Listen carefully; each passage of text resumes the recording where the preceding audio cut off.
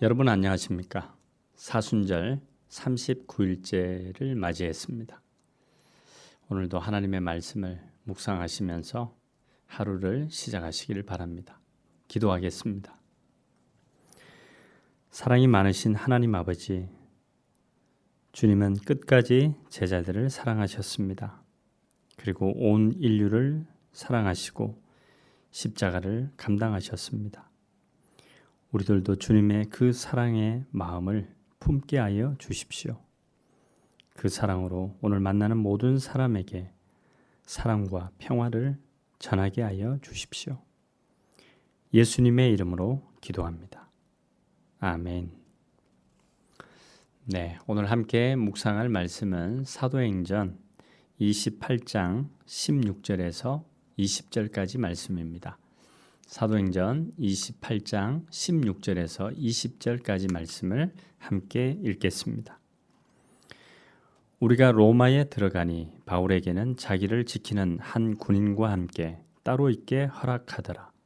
사흘 후에 바울이 유대인 중 높은 사람들을 청하여 그들이 모인 후에 이르되, 여러분 형제들아, 내가 이스라엘 백성이나 우리 조상의 관습을 배척한 일이 없는데 예루살렘에서 로마인의 손에 죄수로 내준 바 되었으니 로마인은 나를 신문하여 죽일 죄목이 없으므로 석방하려 하였으나 유대인들이 반대하기로 내가 마지 못하여 가이사에게 상소하며 내 민족을 고발하려는 것이 아니니라.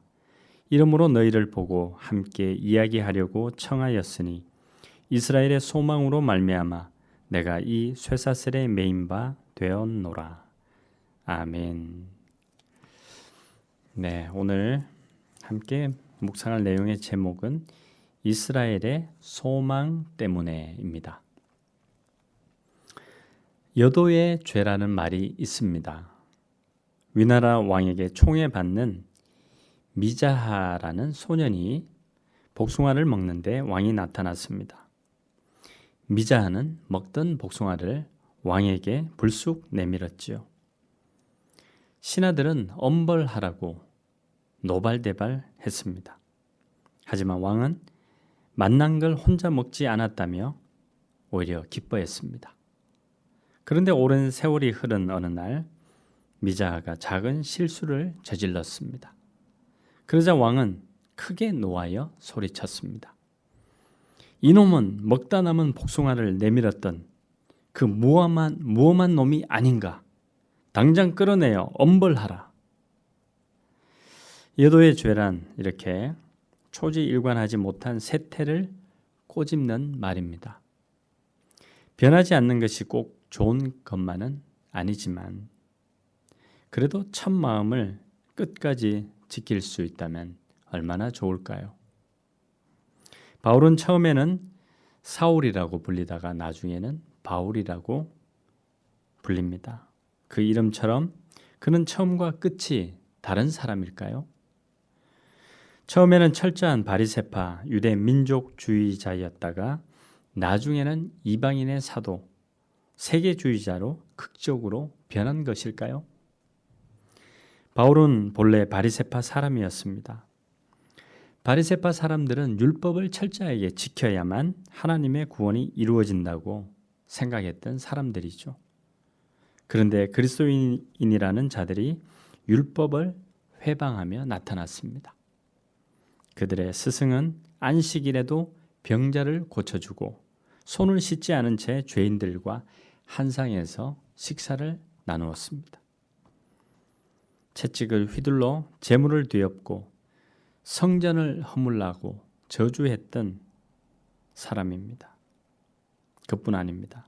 그 제자들은 황당하게 십자가에 죽은 예수가 다시 살아났다고 주장합니다. 거룩한 율법을 훼손하는 이 자들을 어떻게 해야 할까요? 바울은 그리스도인들을 처단하는 일에 앞장섰습니다. 그러나 다마스쿠스로 가는 길에 부활하신 예수님을 만나게 되죠. 그 후로 그는 이제 그리스도의 사도가 되었습니다. 예수님의 십자가와 부활을 증언하다가 유대 사람들에게 체포되었고 로마에까지 끌려와 재판을 받게 되었습니다. 바울은 이제 얼마 지나지 않아 처형당할 것입니다. 사람이 어떻게 이렇게 바뀔 수 있을까요? 내가 이렇게 쇠사슬에 매여 있는 것은 이스라엘의 소망 때문입니다. 이것이 바울의 고백입니다. 무슨 말입니까? 내가 변한 것이 아니다. 내가 품고 있는 이스라엘의 소망은 변함이 없다. 그 말입니다. 바울은 로마서에서 이렇게 기록합니다. 내 동족인 내 계례를 위하는 일이면 내가 저주를 받아서 그리스도에게서 끊어질지라도 달게 받겠습니다. 로마서 9장 3절의 말씀입니다. 동족을 향한 이것이 바로 바울의 진심이었습니다. 그렇습니다. 바울은 이스라엘을 버리고 이방인을 택한 사람이 아닙니다. 그랬다면 로마의 사슬에 묶일 일도 없었겠죠. 이스라엘을 택하신 하나님께서 이방인들에도 같은 은혜, 동일한 은혜를 베푸셨다는 신비한 비밀을 깨달은 것입니다. 바울은 먼저 온 이스라엘을 구원하실 하나님의 깊고 깊은 그 지혜도 깨닫게 되었습니다. 모든 사람을 향한 하나님의 한결같은 사랑처럼 이스라엘을 향해 바울이 품은 소망도 한결같은 것입니다. 바울은 이것이 절대 변하지 않았다는 것을 우리에게 알려줍니다. 여러분, 출애굽기 32장 32절에 보면 모세가 금송아지 사건으로 인해서 아주 진노한 하나님을 향해서 기도합니다. 자기 동족의 죄를 위해 하나님께 나아간 것이죠. 그러면서 이렇게 말합니다. 그들의 죄를 사하시옵소서. 그렇지 아니하시오면 원하건대 기록하신 책에서 내 이름을 지워버려 주옵소서. 이런 기도가 바로 모세의 기도입니다. 이스라엘을 절대 포기하지 않는 소망이죠. 바울도 바로 그 소망을 붙들고 있었던 것입니다. 여러분, 오늘 우리가 먼저 믿은 자들로서 주변을 돌아보십시오.